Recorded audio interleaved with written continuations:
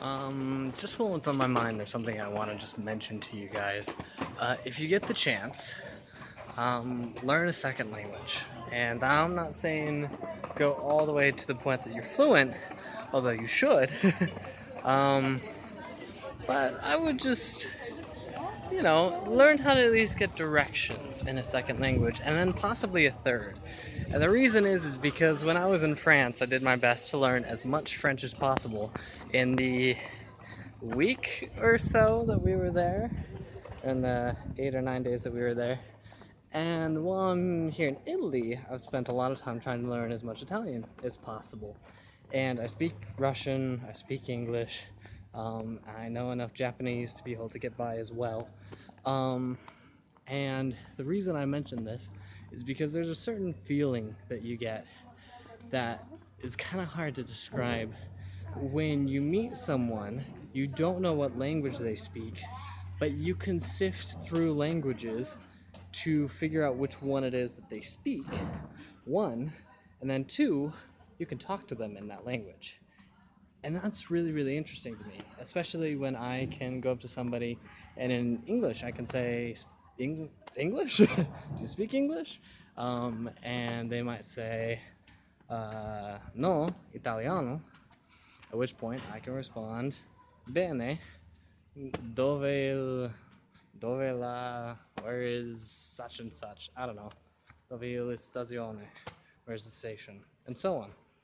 And even as I'm asking in Italian, it's it's kind of comforting and interesting to know that if Italian doesn't work, I can still ask maybe somebody else in Russian.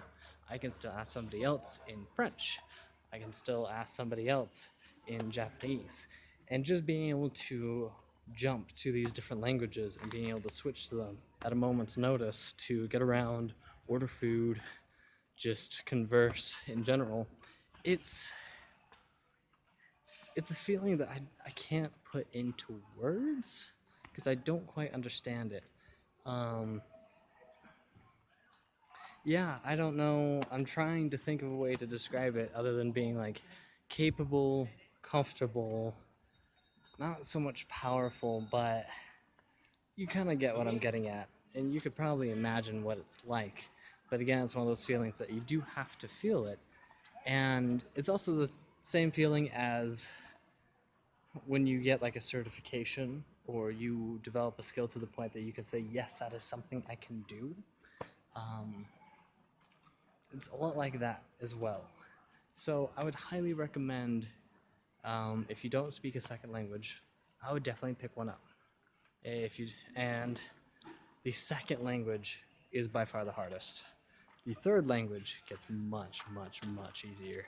Um, yeah, second language is the hardest because your first language you definitely understand. Okay, I know the rules to my own native tongue, but then the second you get to a second one and you're like, wait, rules, cases, conjugations, declensions, um, present tense, past tense, future tense, subjunctive, everything else. It's things that you didn't realize were rules in your language that you just always followed. So it's a big thing. So I'd highly recommend pick a language. Pick a language you like the sound of. Pick a language that you think might be useful, and learn it. Just, it's definitely worth it. And again, you don't have to end up fluent. You don't have to be able to talk politics with anybody, but I would definitely learn how to get directions, how to order food, how to what's left, what's right. Can you count to 10? Actually, probably can you count to 20? Because 10 is not always enough. um, do you know basic words to get around? Um, Stuff like that. And, it's not easy to learn a new language, but it's definitely worth it. So, anyways, that's my 2 cents on languages, just because if it wasn't for what I already know and what I've been able to pick up very, very quickly, this trip would have been a very different story. But, anyways, all that being said, I do not know how I'm gonna get around in Germany um, or Austria. Well, it's part of the adventure. Subscribe.